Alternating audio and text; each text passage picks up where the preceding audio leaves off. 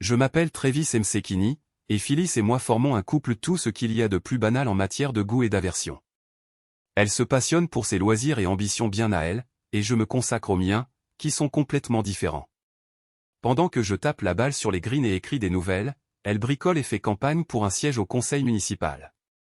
Contrairement aux élections au niveau de l'État ou national, qui disposent de budgets officiels, les élections locales sont principalement financées par des amis, de la famille et quelques individus louches en quête de faveurs futures. Elle est considérablement plus jeune que les conseillers municipaux les plus anciens, dont beaucoup sont actuellement impliqués dans des affaires de corruption. Comme tous les couples mariés, nous ne sommes pas toujours d'accord. Nous avons des préférences différentes, des irritations distinctes, et certainement nos propres points sensibles. Par exemple, quand j'avais 11 ans, j'ai été attaqué par un chien errant lors d'un match de baseball des ligues mineures.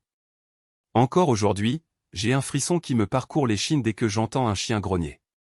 Je ne suis pas fan des chiens, mais Phyllis les adore. Les araignées et les serpents ne me dérangent pas, mais les guêpes, certainement. D'un autre côté, Phyllis déteste les araignées, les serpents et tout ce qui rampe. Si vous voulez assister à une réaction théâtrale, regardez Phyllis lorsqu'elle croise une souris ou un cafard.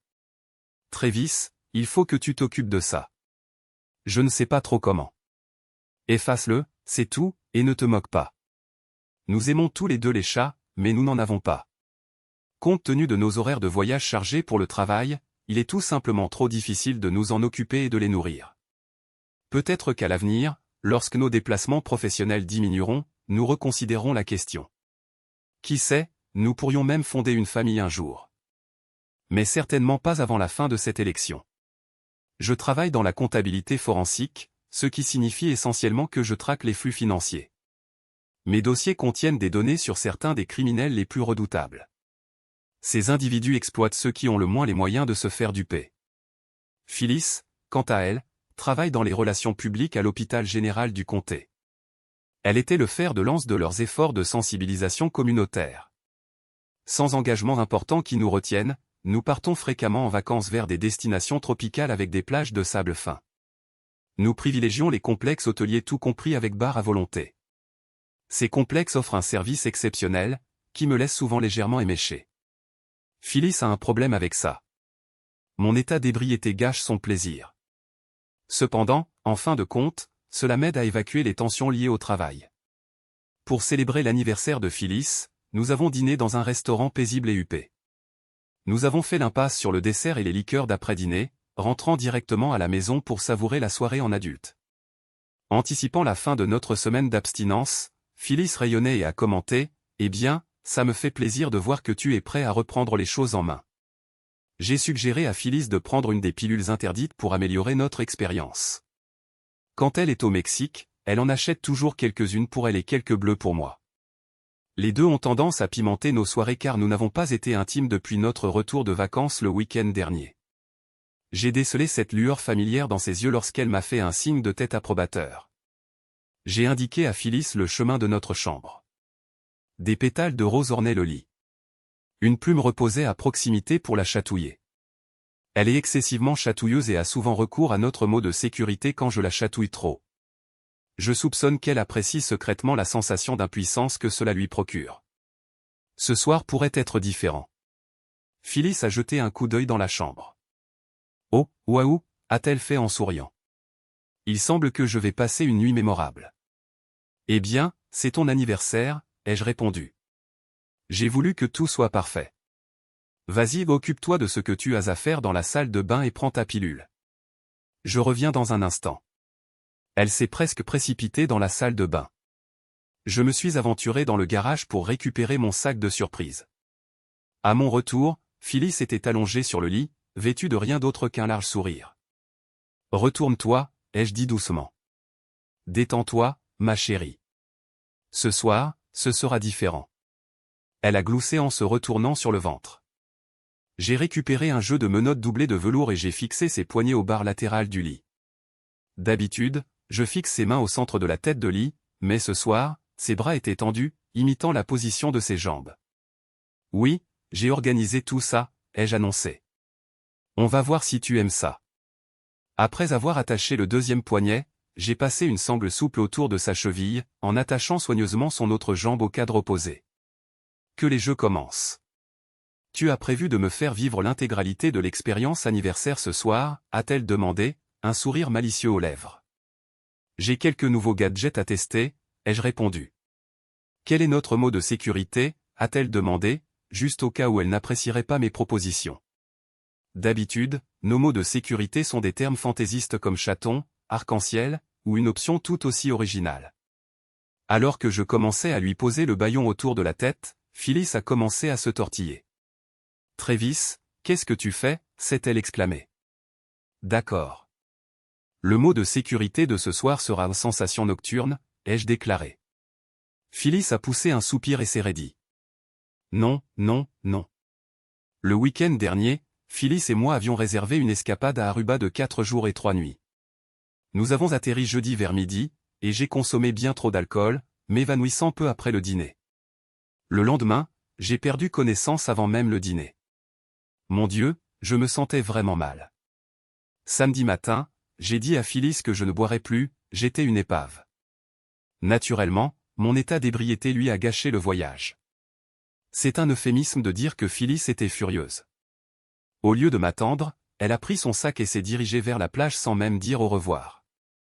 Honnêtement, je n'ai pas eu besoin de beaucoup de temps pour me ressaisir. En moins d'1 minute, j'étais dehors. Les ascenseurs ne fonctionnaient pas efficacement, et j'ai aperçu Phyllis dans un ascenseur bondé au moment où les portes se fermaient.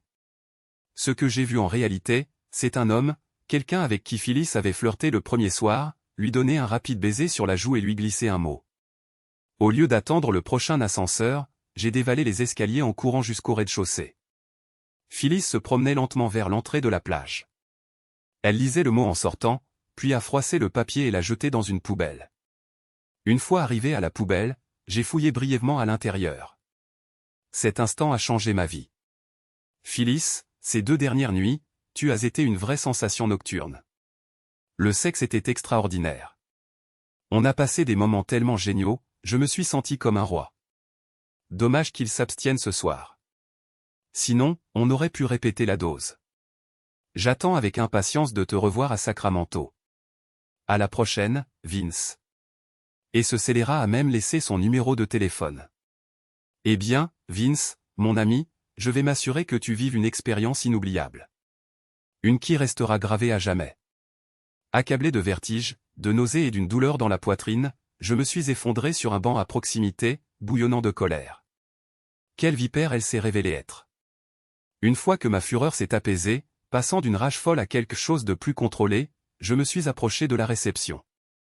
Après avoir dépensé une somme considérable, l'assistant manager a examiné les images de surveillance et m'a montré exactement ce que Phyllis avait fait ces 2 dernières nuits.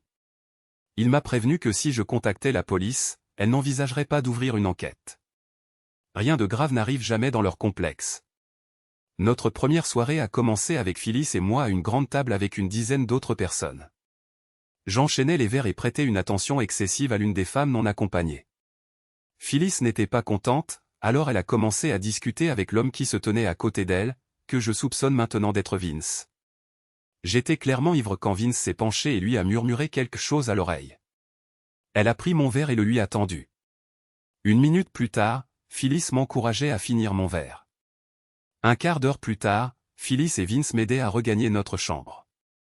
Vince est parti 6 heures plus tard, tôt le matin. Le soir du 2e jour, nous nous détendions sur des transats quand Phyllis s'est levée pour aller chercher des boissons. Elle a rencontré Vince peu de temps après son retour avec nos boissons.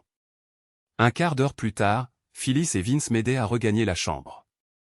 Vince est reparti environ 8 heures après. Le reste de notre voyage a été insupportablement tendu. J'avais des pensées violentes envers elle, mais j'ai réalisé que j'avais besoin d'une stratégie avant de prendre des mesures extrêmes. Assis dans l'aéroport, attendant notre vol de retour, j'ai eu amplement l'occasion de réfléchir à la forme parfaite de rétribution. Un sourire rusé est apparu sur mon visage alors qu'une idée me traversait l'esprit. Ce soir, peu m'importe si mon ex-femme se livre à une liaison, mais techniquement, elle n'est toujours pas mon ex-femme. Si tu comptes tromper, aie au moins la décence de finaliser le divorce d'abord. Suite à cette soirée, je suppose qu'elle entamera les démarches. Simple spéculation. Une fois le bâillon en place, Phyllis était incapable de prononcer le moindre son. Il y avait d'abondantes larmes et de nombreuses paroles étouffées. Fouillant dans ma collection de gadgets, j'ai récupéré un lubrifiant à base de silicone. Paraît-il qu'il est aromatisé. Bon, Phyllis, ai-je remarqué. Il est temps de faire quelque chose d'inconventionnel. Après avoir placé quelques coussins sous elle pour surélever ses hanches, une vague de panique l'a envahi. Phyllis a commencé à se débattre contre ses liens pendant que j'appliquais le lubrifiant près de son postérieur. Curieusement, ses contorsions ont intensifié le moment. Malgré ses dires sur le fait qu'elle n'aime pas de telles formes d'intimité, il était évident qu'elle était excitée. Cela dit, nous n'allions pas vraiment procéder à un acte physique. Ni ceci ni rien de similaire. Je ne voulais prendre aucun risque d'infection ou de maladie. Phyllis a tourné la tête, mais son front plissé et ses larmes ne m'ont pas ému. Il était temps de mettre mon plan à exécution. Eh bien, Phyllis, ai-je annoncé, on dirait que tu savoures ce moment, mais pour ton anniversaire, j'ai une surprise supplémentaire. Fouillant dans mon sac à outils, j'en ai retiré un récipient en verre scellé contenant une multitude de cigales et de scarabées argentés. J'ai présenté le bocal à Phyllis. Les insectes bougeaient de façon erratique. Continuant, j'ai expliqué, ton essence réside dans tes fesses, alors je fais venir ces minuscules créatures pour nettoyer les impuretés qui s'y trouvent. Phyllis a marmonné et s'est tordue, testant la résistance de ses liens. On aurait dit qu'elle essayait de prononcer le mot minuit à un moment donné. À un certain moment, j'ai repris mon discours absurde. Phyllis, il y a quelque chose de crucial que tu dois savoir sur ces insectes, ai-je dit. Une fois qu'ils se retrouvent dans un environnement chaud et sombre, ils s'enfouissent sous la peau et y déposent environ 10 œufs par jour. Cependant, ils éclosent rapidement. Naturellement, j'ai l'intention d'en introduire une douzaine environ, alors fais le calcul. Cela fait une nuée de rejetons chaque jour jusqu'à ce qu'on puisse les excaver. Tu sentiras ces petites bêtes ramper quasiment instantanément. Quant aux œufs, ils sont presque indétectables, même par les experts médicaux chevronnés. J'ai récupéré l'une des têtes d'oreiller les plus sombres et je l'ai placée sur la tête de Phyllis. Elle a commencé à se débattre. La panique était indéniable. Retournant à ma collection, j'ai rangé le bocal d'insectes et j'ai sélectionné un petit flacon en verre rempli de liquide. Phyllis a entendu le bocal s'ouvrir, surtout parce que je l'ai positionné juste à côté de son oreille. Burk. Quelle bande de bestioles inquiétantes. En réalité, les insectes sont restés bien enfermés dans leur bocal. Au lieu de cela, j'ai placé des perles intimes dans un autre bocal rempli d'une substance gélatineuse. J'ai également ajouté une pointe de poudre anti-démangeaison. L'emballage contenait une vague mise en garde contre le contact avec les parties intérieures du corps, mais je n'avais ni le temps ni l'envie d'en lire davantage. Attends. Chantons une sérénade, ai-je suggéré. Joyeux anniversaire, mes vœux les plus sincères. Joyeux anniversaire, chère épouse infidèle. Joyeux anniversaire, mes vœux les plus sincères. Et voici ton premier cadeau, ai-je ajouté en insérant l'une des perles à Phyllis. Mon esprit était en ébullition alors qu'elle ruait comme une jument sauvage. Chaque fois que j'imaginais un insecte rampant, j'émettais de petits sons de dégoût. Bof ou burk. Oh, il y en a un qui essaie de s'échapper. Reviens ici, mon pote.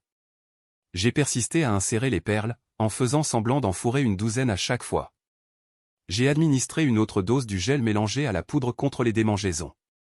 Une fois terminé, j'ai retiré un bocal en verre vide du sac. C'est fini, ai-je déclaré, en retirant la tête d'oreiller de la tête de Phyllis et en lui présentant le bocal en verre vide.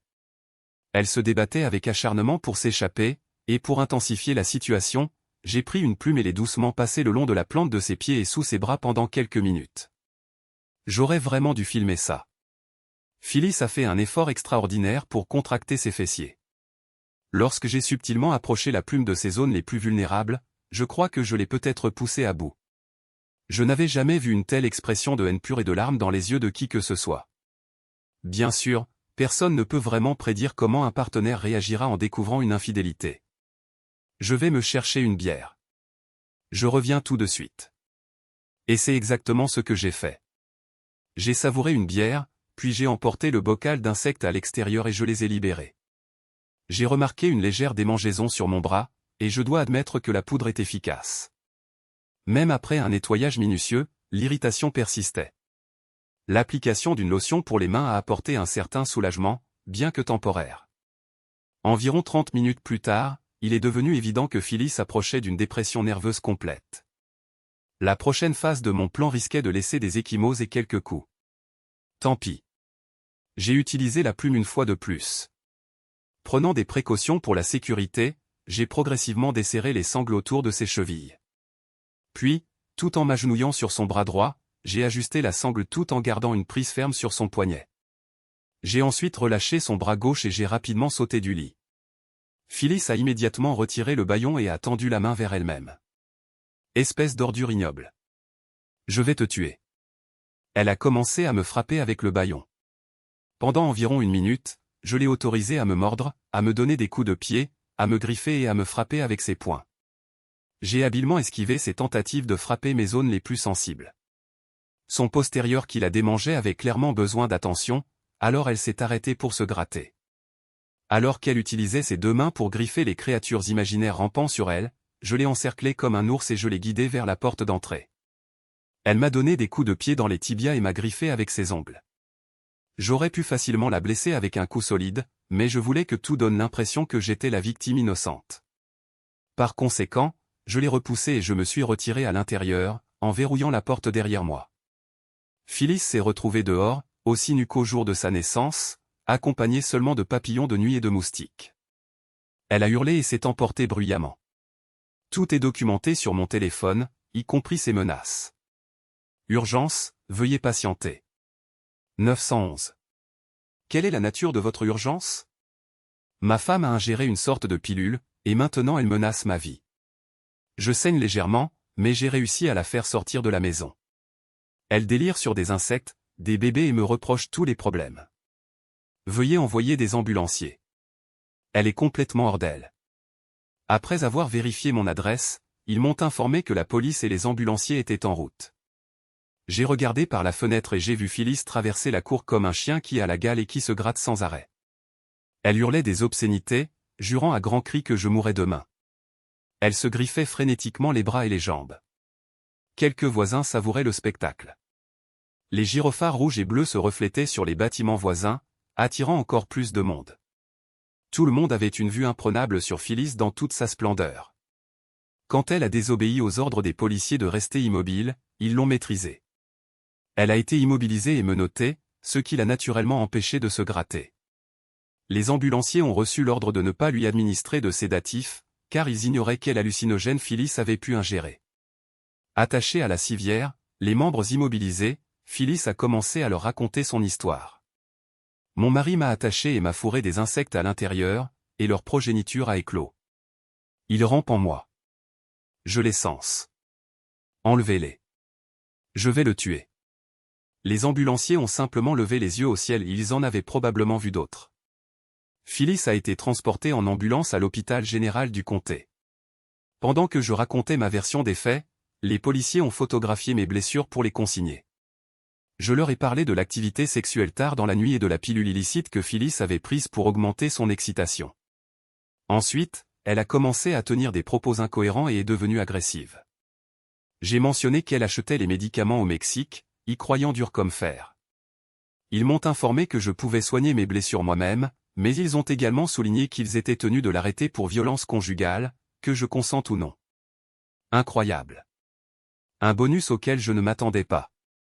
De plus, elle était accusée d'outrage à agent, de possession illégale de substances contrôlées et de contrebande. Maintenant, on parle de crime. Je n'en avais aucune idée. Mince. Pendant des années, elle avait enfreint la loi. Portant plus de bandages que nécessaire, j'ai conduit jusqu'à l'hôpital du comté pour jouer le rôle du mari inquiet et curieux. Mes bras continuaient de me démanger alors que je jetais le sac rempli de bocaux, de perles et de poudre à gratter dans une benne à ordures près de l'entrée de l'hôpital. Les services d'urgence sont habitués à de telles situations. Ils se démènent pour aider une personne toxicomane en pleine crise de démence. Elle était la dernière de la liste de priorités. Ils ont fait des analyses de sang pour identifier les substances présentes dans son organisme. Elle est restée attachée. Ils lui ont administré un sédatif, du Truin 4. Elle s'est calmée un moment. Au moins jusqu'à ce qu'elle me repère. En effet, ils ont dû lui administrer une dose encore plus forte. Ensuite, alors qu'ils l'emmenaient, j'ai appris qu'ils avaient l'intention de pratiquer un scanner pour prouver de manière concluante qu'elle n'était pas infestée d'insectes. J'ai pris une expression inquiète. Il était environ minuit lorsque le médecin de garde est arrivé pour faire le point. Monsieur Msekini, d'après nos analyses, votre femme a consommé de l'ecstasy. Honnêtement, nous n'avons jamais vu une réaction comme celle-ci. Après un lavement qui n'a révélé aucun corps étranger, nous avons procédé à un scanner qui n'a absolument révélé aucune anomalie au niveau du côlon ou du rectum. Cependant, elle s'est égratignée grièvement dans cette zone. Chaque fois que nous lui libérons les mains, elle recommence immédiatement à se gratter. Par conséquent, nous continuons à la maintenir attachée. Même après lui avoir présenté les résultats. Elle reste persuadée qu'elle sent des insectes ramper à l'intérieur d'elle et donner naissance. Nous la gardons en observation toute la nuit. Actuellement, elle est sous l'influence de sédatifs, et idéalement, une fois que les effets de l'ecstasy se seront dissipés, elle se stabilisera. Continue-t-elle à vous menacer? Je dois admettre que c'est assez déconcertant. J'ai répondu par l'affirmative, en notant que nous l'avions consignée dans son dossier. Comme je l'ai mentionné précédemment, nous n'avons jamais été témoins d'une telle réaction à l'ecstasy. Je suis désolé. J'ai haussé les épaules, je suis retourné dans sa chambre d'hôpital et je lui ai embrassé le front alors qu'elle était encore sous sédatif. Tout pour les apparences. Sale menteuse. D'ordinaire, les candidats au conseil municipal reçoivent peu d'attention médiatique, mais les journalistes étaient ravis du drame qui se déroulait. Quelqu'un a dû contacter la ligne téléphonique anonyme avant la visite à l'hôpital. Candidat au conseil municipal accusé de violence conjugale et d'outrage à agent. Incident potentiellement lié à la consommation de drogue. Placé en observation pour évaluation psychiatrique. Grâce aux preuves fournies par les ambulanciers et l'hôpital, ainsi qu'à ma vidéo, obtenir une ordonnance d'éloignement obligeant Phyllis à rester à au moins 150 mètres de moi a été d'une simplicité déconcertante. Je n'avais pas encore entamé de procédure de divorce. J'attendais de voir comment les choses allaient se dérouler. Il était probable qu'elle engage elle-même une action en justice. Les parents de Phyllis lui ont rendu visite le lendemain matin, et les divagations, les délires et les menaces de mort ont persisté. Je les ai informés de l'ordonnance d'éloignement et de son arrestation. Ils ont compris et ont mentionné qu'elle était menottée au lit d'hôpital. Généralement, les patients ayant fait une overdose sont renvoyés chez eux le lendemain, mais en raison de l'histoire rocambolesque de Phyllis concernant des insectes et leur progéniture et de son envie irrépressible de se gratter la zone irritée, ils l'ont gardée 2 nuits supplémentaires. Je suppose que c'est la durée qu'il a fallu pour que le composé irritant se dissipe. Phyllis a finalement comparu devant un juge à cause des accusations de trafic de drogue. Une caution élevée a été fixée, mais ses parents l'ont payée. Personne n'a été surpris lorsque j'ai reçu les papiers du divorce le lendemain. Naturellement, la presse n'a pas résisté à la tentation de me demander une déclaration. Naturellement, j'étais encore couvert de bandages. Monsieur Travis, pouvez-vous expliquer ce qui a causé l'arrestation de votre femme? Eh bien, Phyllis a un intérêt pour le bondage, et après avoir eu des relations sexuelles, j'ai commencé à la taquiner avec une plume. Soudain, elle s'est transformée en maniaque incontrôlable. Au moment où je l'ai relâchée, elle est devenue folle, me griffant et me frappant. J'ai demandé qu'elle ne soit pas accusée de violence conjugale, mais il semble que cette décision ne m'appartienne pas. Aucune autre question n'a été autorisée. C'était définitivement trop d'informations. Peut-être avions-nous franchi la ligne en étalant notre linge sale en public. Telles sont les histoires d'amour. Plus tard, Phyllis est revenue accompagnée d'un shérif pour récupérer ses affaires. Mon avocat avait accepté uniquement les vêtements, car tout le reste était couvert par l'accord de partage des biens du divorce. Je sentais que Phyllis avait envie de lancer une remarque désagréable ou de commettre un acte pire. Mais le shérif la surveillait de près. Tout ce qu'elle pouvait faire, c'était me lancer un regard brûlant rempli de pure méchanceté. J'ai fait semblant de me gratter, et elle a failli perdre son sang-froid. Phyllis n'a pas gagné les élections. Les médias l'ont harcelée sans relâche au sujet de sa vie personnelle. Et de sa crise de nerfs. Je suppose qu'elle est devenue une proie pour ceux qui avaient des arrière-pensées. Une femme intriguée par le bondage et l'intimité non conventionnelle était sans aucun doute considérée comme une cible de choix. Elle a été affectée à un poste permanent à l'hôpital. Il ne voulait pas que son image soit publiquement liée à l'organisation, mais il ne pouvait pas légalement la licencier. Sachant que Phyllis pouvait planifier quelque chose d'extrême pour moi, j'ai rapidement décroché un emploi à l'étranger. Il n'y avait aucune raison de tenter le diable avec la vengeance. Cela me protégeait aussi commodément des enquêtes lorsqu'un homme nommé Vince de Sacramento a vu tous ses fonds bancaires et d'investissements vidés. L'article soulignait une perte dépassant $250 000. Merci pour les coordonnées, Vince.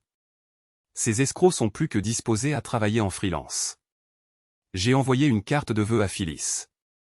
Un prix élevé pour ses nuits inoubliables à Aruba. Suite à l'évaluation psychologique qui a confirmé que Phyllis était apte à être jugée, elle a été acquittée de l'accusation de violence conjugale. L'accusation de résistance à l'arrestation a été rejetée. Néanmoins, elle a été reconnue coupable de trafic de drogue. Son ignorance avouée de la violation de la loi a probablement influencé la négociation de plaidoyer. 60 jours de détention et une longue période de travaux d'intérêt général. La seule question que Phyllis a posée lors de notre dernière session Zoom concernant le divorce était « Quand vas-tu révéler comment tu as fait ? Vraiment ? Tu ne regrettes même pas d'avoir ruiné notre mariage ? Je suis juste soulagé d'être débarrassé de toi. Va te faire foutre, crétin. Explique-toi juste sur les insectes. Il n'y avait pas d'insectes. Je t'ai simplement chatouillé. Ce sur quoi tu devrais t'enquérir, c'est pourquoi je l'ai fait. Tu aurais pu simplement demander le divorce au lieu de violer tes vœux de mariage. Y avait-il des insectes ? Éclaire-moi, s'il te plaît. Et c'est ainsi que notre mariage s'est terminé. Je n'ai pas l'intention de retourner aux États-Unis. Si vous aviez observé l'expression dans les yeux de Phyllis, vous seriez entièrement d'accord avec moi. Je soupçonne qu'il y a encore un problème avec ses fesses. J'ai recommencé à fréquenter des femmes, mais je ne suis pas particulièrement emballé par quoi que ce soit. Les engagements à long terme, semble-t-il, sont accompagnés d'imperfections qui nécessitent parfois une rectification. Bon, j'arrêterai les allusions aux insectes. Pourtant, je me demande, chaque fois que Phyllis ressent une démangeaison là-bas, se demande-t-elle si les larves sont en train d'éclore ?